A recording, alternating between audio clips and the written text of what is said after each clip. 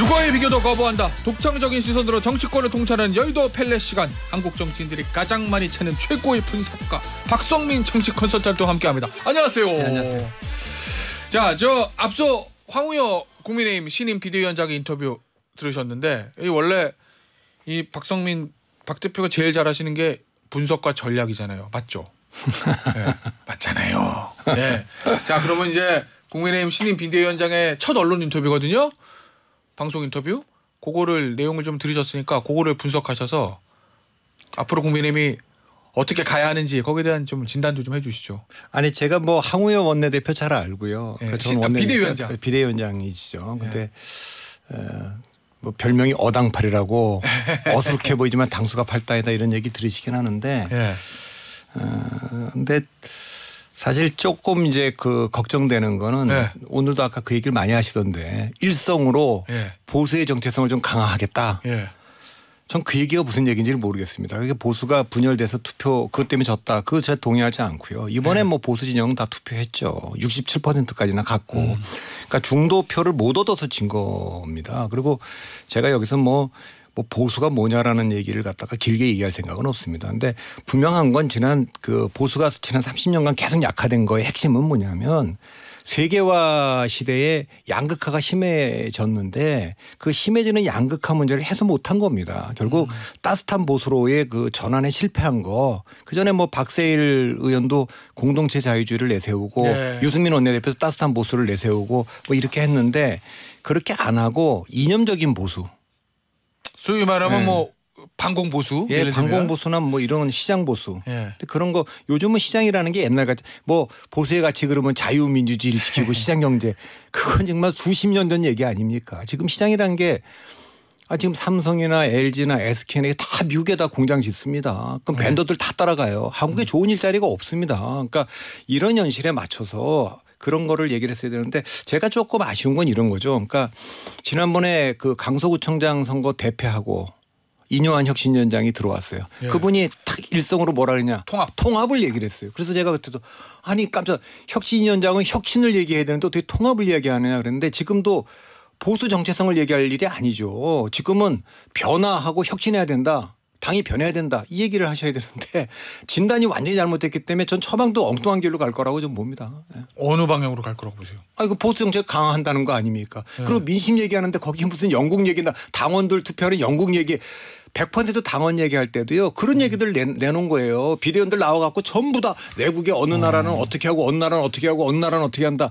심지어는 그때 비대위원 중에 100% 당원 투표 해야 된다고 하는 분들이 지금 나와서 50% 민심 반영해야 된다. 그러고 다니고 있어요. 그러니까 이게 코미디 같은 일들이에요. 그러니까 지금 처음에 왜 이 당이 위기에 빠졌을 때 민심 반영하는 제도를 도입했는가. 2003년도 박근혜 대표가 될 때 50% 반영하면서 시작했거든요.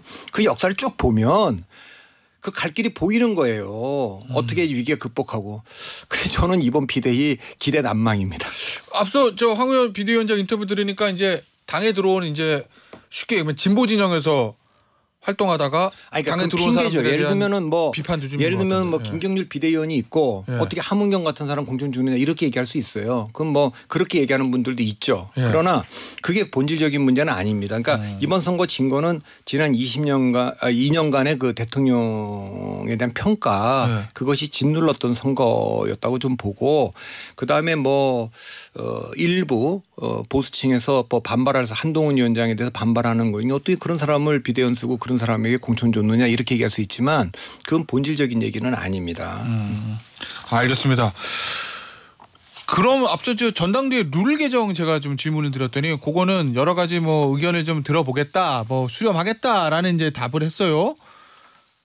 박 대표 보시기에는 그러면 그 보수 정체성 강화라는 황우여 비대위원장의 취임 일성에서 연결시켜 보면 전당대회 룰 개정도 어떤 방향으로 갈 거로 보세요? 그러니까 제가 이제 보수가 잘못됐다 잘됐다 보수 정체성을 강화하는 것이 옳다 그렇다라고 얘기할 생각은 없어요. 그거는 충분히 그렇게 주장할 수 있다고 좀 봅니다. 제가 얘기하는 거는 그런 주장이 한때는 과거에는 다수의 지지를 받는 시절도 있었지만 지금은 다수의 지지를 받지 못한다. 그 얘기를 하는 거고 세상에 모든 정당은 자기 정체성으로 선거에서 이길 수만 있으면 그게 가장 좋은 겁니다. 그게 이제 하겠네요. 그게 부족할 때 외연 확장을 하기 위해서 좀 생각이 달라도 좀 손을 잡는 거죠. 그게 뭐 DJP 연합도 있고 다 있는 거 아니겠습니까? 그러니까 지금은 지금 국민의힘의 위기의 본질은 민심으로부터 좀 멀어져 있다는 겁니다. 그 얘기를 다시 말하면 지금 보수 정체성을 강화하는 정책이나 기조로는 다수파가 되기 어렵다는 뜻입니다. 국민들이 원하는 것은 그게 아니다 이거죠. 그러니까 그렇기 때문에 민심에 더 예민한 정당을 만들려면 민심을 훨씬 더 많이 반영해야 되고 100%란 단어가 나온다면 100% 당원이란 말에 나와야 될 게 아니라 100% 민심에 나와야 된다고 봅니다. 근데 이제 당대표를 뽑는데 100% 민심으로만 뽑는 거 그거 이제 오세훈 시장이 얼마 전에 저랑 방송 같은데 거기서 그 베스트 오브 베스트라고 그러다 100% 민심으로 뽑는 거. 저도 뭐 100%라는 단어를 써야 된다면 100% 당원보다는 100% 민심에 표를 던지겠습니다. 지금 상황에서는 적어도. 그러나 이제 그전에 70대 30이었는데 지금 위기니까 한 50대 50 정도는 반영해야 되는 거 아니냐. 근데 거기에 무슨 뭐 민심 50% 반영 그 쭉 해오던 방식이에요. 뭐 새로운 것도 아니고 거기 뭐 어려운 말들 자꾸만 붙이려고 그러는데 그거 다 궤변들입니다. 알겠습니다. 자, 취임 기자회견 예상 좀 해보겠습니다. 가장 대표님이 주목하고 중요하게 보시는 포인트는 어디 있습니까? 대통령 9일에 있을 취임 이전 기자회견에서. 아니 그러니까 얼마 전에도 이재명 대표 만났잖아요. 그러니까 뭐 그 긍정평가하면 그냥 만난 것 자체를 긍정평가한 거고 이번에도 뭐 그냥 기자회견 하는 것 그거를 평가를 하는 겁니다. 그러니까 기자회견뿐만 아니라 도스태핑도 뭐 약식 그 뭐 기자 회견이라고 볼 수 있는데 또 대담, 담화 이런 거에서 점수를 거의 따지를 못하고 늘 잃었어요. 그 얘기는 총선 과정에서 특히 그랬죠 이번엔. 뭐 총선 뭐 전후에도 그렇고 항상 그랬는데 그러니까 국민들이 기대하는 게 100이라 그러면 한 130이나 150 정도를 탁 던져야 국민들이 감동도 받고 그러는데 이분은 되게 한 5, 60 정도니까 예상한 것보다도 훨씬 뭐 못 미치는 거니까 이번에는 적어도 그런 우를 범하면 안 되겠다. 이게 아주 오랜만에 하는 기자회견이고 기자들의 질문을 진짜 가감없이 좀 짜고 치는 게 아니라 그러니까 국민들이 묻고 싶은 게 얼마나 많겠습니까? 이제 그 얘기를 좀 근데 시간 제한을 좀 둔 것 같아요. 1시간 정도 하겠다 이렇게. 뭐 저 보니까 질문은 제한 없이 받겠다라고 했는데 지금 상황에서 기자들이 할 질문이 어떤 건지 대부분 다 예상이 가잖아요. 우리 여기서 연습 좀 해보려고요. 대통령실에서 전화해서 박 대표 우리 기자회견 할 때 뭘 해야 되고 뭘 하면 안 돼라고 물어본다면 뭐라고 답을 주시겠습니까? 이거는 꼭 하시고 이거는 하지 마세요 하나씩. 아이 그거는 저는 일단 이게 뭐 그 김수경 대변인이 밝힌 거를 보면 일단 영상을 먼저 튼다고 해요. 그 대국민 메시지. 예, 그거는 이제 뭐 그 동안에 이제 그 정책 추진이라든가 해왔던 이런 것들을 조금 발제시키죠. 이걸 한 다음에 질의응답을 받겠다는데 두 가지 얘기를 했어요. 국민이 알고 싶어하는 부분. 이 부분에 대한 이제 설명을 좀 하는 게 이번 목표고 또 하나가 있는데. 오해하고 있는 부분에 대한 좀 설명을 좀 하고 싶다. 전 이게 이거 하면 안 된다고 전 봅니다. 그러면 그 얘기 잘못하면 저 의료 개혁 의료개혁뿐만 아니라 50분 담화 재판이 될 수도 있다. 지난번에 KBS 대담에서 그 디올백도 그거 아닙니까? 그러니까 만일에 이제 국민이 알고 싶어하는 부분 그 대변인 설명에 따르면 기자 그날 그 질의응답에는 국민들이 궁금해하는 거 그다음에 이제 오해라는 건 본인이 하고 싶은 얘기 아닙니까? 앞에는 국민들이 듣고 싶어하는 얘기일 거 아닙니까? 국민들이 듣고 싶은 얘기를 90% 하고 정말 본인이 이거는 꼭 좀 하나 요거는 오해인 것 같아 설명하고 싶습니다 하는 거 있으면 한 10% 정도 하면 모르겠는데 이거 지금 이렇게 들어가게 되면 이거 뭐 제가 보기에 또 2대8 3대7 될 것 같아요. 그래서 만일에 저한테 좀 전에 전화해서 대통령께서 이거 박 대표 내가 이거 기자회견 하는데 내가 뭘 주의해야 됩니까? 그러면 저는 그래요.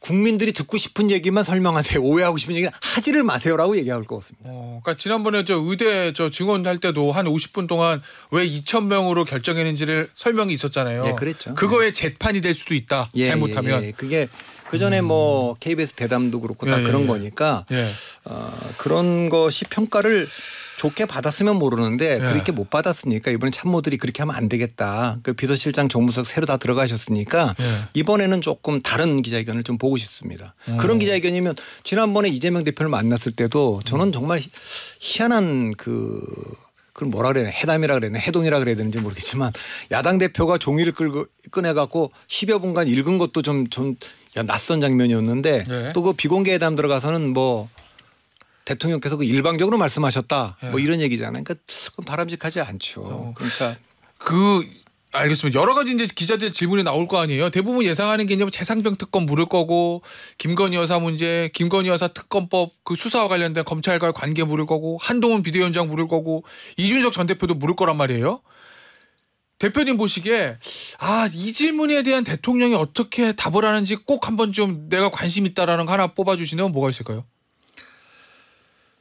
그러니까 지금은 가장 그 현안이 그 최상병 특검은 이미 국회를 통과했지 않습니까? 이제 제2요구에 대한 얘기가 있을 거 아닙니까? 그러니까 이 질문이 나올 거예요. 이 질문은. 그러니까 거부권 어떻게 하실 거냐고. 그렇죠. 그건 뭐 당연히 나올 건데 지금 뭐 당에서는 뭐 거부권 행사할 수밖에 없다. 이거 정무석이 이미 얘기를 했잖아요. 그렇게 얘기를 했지만 국가부 거부권 얘기도 나오고. 지난번에 그래서 이제 이게 당에서 검토되는 건데 제가 이 방송에서도 얘기하고 여러 번 얘기했어요. 지난번 당 대표하고 대통령께서 만났을 때는 적어도 이렇게는 말씀을 하셔야 된다. 그 야당이 그거 안 통과 안 시킬 도리가 없는데 그러면 공수처가 그 민주당이 만들자고 해서 만든 거 아니냐. 지금 공수처가 정말 이번에 제대로 된 수사를 하고 있는데 공수처 수사를 지켜보자. 다 지켜보고 그다음에도 그 의혹이 안 풀리고 그렇다면 그때 이 특검법을 통과시킨다면 내가 거부권 행사하지 않겠다. 분명하게 조금 얘기를 좀 했었으면 좋겠다 얘기를 좀 했었거든요. 저는 몇 가지 문제에 대해서 공수처 수사를 지켜보고 독소장 빼고 그러면 내가 그렇게 통과시키면 거부권 행사하지 않겠다라고 하는 얘기를 조금 뭐 분명하게 얘기를 하는 게 좋겠는데 지금까지 나오는 거는 당 쪽이나 대통령실 쪽에서 뭐 바뀐 게 전혀 없는. 그다음에 뭐 나머지 얘기는 국민들이 뭐 궁금해하겠죠. 또 한동훈 위원장과의 관계 이거 뭐 얘기할 거고 이준석 대표를 그렇게 내쫓은 거 본인은 뭐 내쫓았다는 표현은 안 쓰겠습니다만 그 결별했던 거 그거에 대한 평가 지난번 전당대회에 그 좀 개입했던 것 대통령실이 이런 거 다 물어볼 수 있겠습니다. 뭐 지나간 얘기긴 하지만 그리고 뭐 혹은 뭐 이 오랜만에 하는 거니까 바이든 날리면 또 다시 물어볼지 모르겠어요. 그 얘기에 대해서 같은 입장을 계속 견제하고 계신 거냐. 근데 이렇게 되면 대통령이 조금 뭐 어쨌든 그건 그때 조금 뭐 여러 가지로 조금 좀 진솔한 얘기를 좀 하시면 좋겠어요. 알겠습니다. 앞으로 그럼 총선 이후에 3년 남았는데 당과의 관계는 어떻게 설정하실 겁니까? 그동안 너무 용산이 당을 좌지우지했다는 일각의 평가도 있는데 대통령님 어떻게 보세요? 라고 기자가 질문을 던진다면 대통령 뭐라고 답변하라고 조언하시겠어요? 하무의 비대위원장도 그렇고 윤석열 대통령도 교과서적인 답을 할 거예요. 교과서적인 답? 그러니까 그런 얘기는 우리가 원하는 거는 그런 게 아닌데 좀 솔직한 얘기들을 좀 원하고 싶지 않겠습니까? 그러니까 듣고 싶은데 그렇게는 안 될 거 없고 어쨌든 대통령은 2년 전하고 상황이 많이 달라졌어요. 2년 전에는 승리한 대통령인데 지금 패배의 원인 제공자고 총선 다가오고 있었는데 지금 총선 끝났고 그렇기 때문에 당은 이제 그렇게 장악이 안 될 겁니다. 그러니까 전당대회 개입도 쉽지 않을 거고 그래요? 그러니까 이제 레임덕이 왔죠. 레임덕이 오면 레임덕이요? 벌써? 레임덕이라고 얘기하는 거는 전 세 가지가 나타나면 왜 레임덕이라고 봅니다.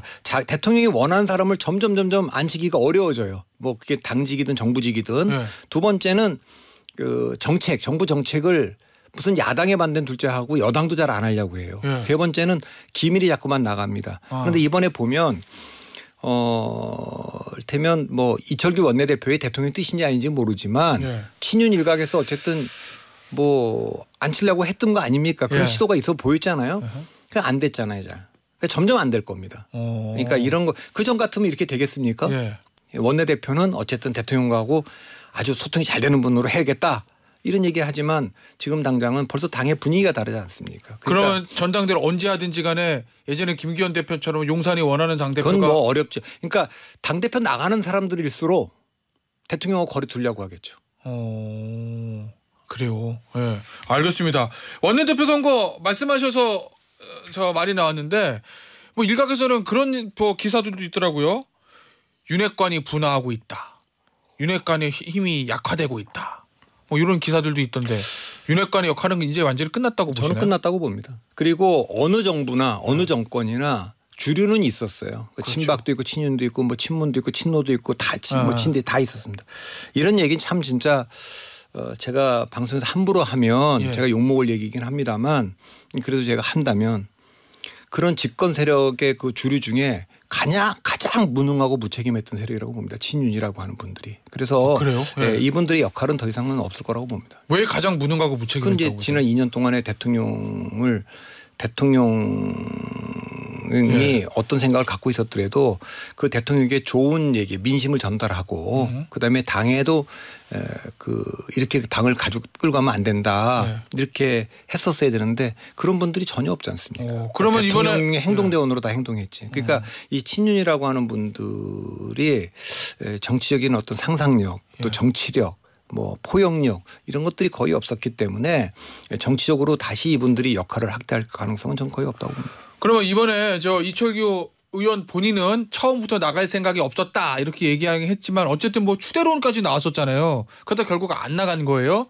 이 과정을 보면 용산의 당에 대한 그립감이 예전 같지가 않다. 아니 그러니까 민주당하고 국민의힘을 비교해 보세요. 아주 이례적인 현상이 뭐냐면 보통 원내대표 선거가 다가올수록 출마자들이 늘어나야 되는데 가면서 줄어들었잖아요. 그러니까 민주당만 해도 뭐 시간이 나오니까 다 그만두겠다는 분만 나온 거 아닙니까? 찬반 투표로 끝났어요. 예, 그래서 이제 박찬대 원내대표가 됐고 그만큼 이제 거기는 명심이 반영된 거 아닙니까? 그 이재명 대표의 그립감이 세다. 그건 당연히 그렇게 된 거고 국민의힘은 어떻게 된 겁니까? 그때도 사람들이 그랬어요. 이철규 의원이 나온다 뭐 이렇게 얘기가 관측되고 본인은 나간다 말 한 적이 없다 그러는데 그렇게 관측되니까 아무도 안 나온 거 아닙니까? 그러니까 일각에서 뭐라고 얘기를 했냐면 아니 대세론이 지금 형성되고 있는 거 다른 분들이 안 나와서 대세론이 된 게 아니라 그분이 나오겠다고 하니까 다른 분들이 그런 분은 안 할게 이렇게 된 거 아닙니까? 그분 안 나온다 그러니까 비로소 이제 이 경쟁이 되는 거 아닙니까? 이제 그렇게 되겠죠. 그러니까 대통령의 장악력이라고 하는 게 눈에 띄게 약해질 겁니다. 알겠습니다. 지금 3명 나왔어요. 수도권의 송석준 의원, 충청의 이종배 의원, 그다음에 TK의 추경호 의원 3명인데 이 후보군들은 어떻게 평가하세요? 다 삼선 사선 이런 분들이 관료 출신이고. 예, 관료 다 세 분 다 관료 출신들이고 하니까 여당에서는 관료 출신들이면 정부 정책에 대한 이해들도 있고 하니까 또 추경호 부총리는 부총리까지 하신 분 아닙니까? 의원은 이제 그런 분들이니까 누가 돼도 할만하다. 지역적으로도 봐도 수도권의 경기에 있고 충청에 있고 또 TK에 있는데 그냥 누가 해도 관료 출신이니까. 알겠습니다. 이 대통령 취임 2년인데 이거 하나만 대통령 관련한 질문으로 마지막으로 좀 드려볼게요. 2년 동안 여러 가지 포인트라고 사건들이 있었잖아요. 야 이때 나한테 물어봤으면 나 저렇게 하지 말라고 그랬을 텐데라고 하는 제일 아쉬웠던 순간 있으면 하나만 뽑아주세요. 제일 아쉬운 순간은 이준석 대표에 대한 판단이었죠. 그때 저한테 물어봤으면 당 대표를 그렇게 하는 거는 안 좋다라는 얘기 분명 드렸을 겁니다. 선거연합의 해체. 선거연합의 해체는 아주 안 좋고 이제 그 얘기를 좀 했을 것 같고 그거죠. 가장 결정적인 장면 하나만 꼽으라면 그 장면입니다. 그러니까 그때부터 위기. 그러니까 총선 패배에 암울한 그림자가 드리워지기 시작했다. 아니 그거 지방선거 이겼을 때. 그 6월 아닙니까? 53%까지 갔잖아요. 근데 그 국면 들어가면서 바로 7월 초에 37%로 떨어진 일에 한 번도 지금 40%를 회복을 못했으니까 그게 위기의 출발이니까 그 지점을 얘기 안 할 수가 없죠. 알겠습니다. 그 부분도 아마 기자회견 질문이 나오면 대통령이 뭐라고 답할지 좀 보시면 될 것 같고 민주당 얘기 좀 해보죠. 이재명 대표가요 주변 의원들에게 당대표 연임에 대한 의견을 묻고 다닌다 이런 보도가 있었거든요. 당내에서는 지금 민주당 내에서는 거의 연임 경쟁자도 없으니까 또 추대로 가야 된다 이런 의견도 나오는 것 같고 제가 의원들 인터뷰에 보면 아직 대표가 결정을 못했습니다 이렇게 대답을 합니다. 박성민 대표에게 이재명 대표가 전화해서 나 연임해야 돼요 말아야 돼요라고 묻는다면 뭐라고 답을 주시겠습니까? 야 이거 진짜 어려운 질문입니다. 그런데 저는 개항의 보궐선거 나가는 것도 전 있을 수 없는 일이라고 봤고 그 당대표도 그렇게 봤기 때문에 지난번에 당대표 출마할 때요. 그러니까 그런 거를 예측을 잘 못하겠는데 지금 와서는 뭐 이제 이까지 왔는데 이재명 대표가 안 나오겠습니까? 지금은 뭐 나가는 분위기죠. 그러니까 지금 나오면 안 될 것 같은 때는 다 나가셨기 때문에 모든 사람들이 지금은 당연히 나오는 거 아닙니까? 하면 또 안 나올지도 몰라서 제가 예측은 잘 못하겠어요. 그러니까 이미 그 안에 비주류라고 하는 분들이 없기 때문에 누굴 시켜도 다 이제 뭐 이견이란 건 없을 테고 그래서 이게 직접 하는 게 맞냐 그럴 텐데 어쨌든 여러 가지 면에서 당대표를 하는 것이 뭐 우리 상시적으로는 지금 재판에도 쭉 나가야 되고 하는데 당대표 업무를 보는 게 가능하냐 이렇게 얘기할 수 있는데 총선도 지휘를 했는데 재판받으면서 그러니까 저는 모르겠습니다. 그러니까 지금 뭐 이거 예상이라고 얘기하면 뭐 할 것 같습니다 또. 이렇게 보면 어때요 그러면 득하고 실을 뽑아주신다면 이 당대표를 연임하는 게 김대중 전 대통령 이후에 없다. 처음이니까 뭐 이런 평가 있던데. 그거는 뭐 득은 뭐고 실은 뭐 있어요? 이재명 대표. 그러니까 득이라고 하는 거는 저도 그거를 뭐 제대로 예측을 못했는데 이 정당이라는 게 뭐 어떤 분은 김대중의 당이다, 어떤 분은 노무현의 당이다, 어떤 분들은 문재인의 당이다 이렇게 얘기했는데 한 번 당대표 연임을 하면 그 과거 없었던 거다 이렇게 얘기했는데 확실히 민주당은 이재명의 당이다라는 인식을 주겠죠. 그거는 확실하게 이미지가 만들어질 겁니다. 그런 점은 그 이재명의 노선으로 당의 정책이라든가 기조라든가 이런 게 방향이 잡힐 거라는 거고요. 실은요? 실은 뭐 이미 다 선반영돼 있는 거 아닙니까? 선반영이요? 그 공천 과정이나 뭐 기준에 다 반영돼 있기 때문에 이것 때문에 더 입게 될 타격 그런 거는 그닥 이렇게 커 보이지는 않습니다. 뭐 소위 말하는 뭐 너무 사당화되는 거 아니냐 이런 비판은 이미 나와 있는 거다. 이미 다 그 단계를 다 넘어선 문제이기 때문에. 그럼 실보다 득이 많으면 하겠네요. 뭐 그건 뭐 판단하시겠죠. 알겠습니다. 마지막으로 요거 하나만 짧게 좀 질문드리 보죠. 김건희 여사가요 어린이날에도 등장하지 않았습니다. 이번에 언제 어떤 방식으로 등장하는 게 맞다고 보십니까? 그러니까 이번에 아마 오늘로 얘기했는데 뭐 민정수석 부활한다는 거 아닙니까? 그러니까 뭐 민정수석이 없어갖고 지금 문제가 생긴 건 아닌데 민정수석을 얘기를 했어요. 그러면 대통령실이 발표를 하면서 과연 민정수석만 부활시킬 거냐 아니면 제2부속실도 특별감찰관은 법으로 되어 있는 걸 지금 안 하고 있는 거니까 그것까지 할 건지 아니면 제2부속실 제2부속실 정도는 영부인의 그 공식적인 활동을 보좌하는 걸 같이 발표한다면 그거는 이제 제2부속실이 생겼기 때문에 그때를 기점으로 움직일 수 있는 거 아닌가 저는 그렇게 예측을 하는데 모르겠습니다. 알겠습니다. 오늘 여기서 말씀 마무리하도록 할게요. 지금까지 박성민 정치 컨설팅 민 대표였습니다. 감사합니다.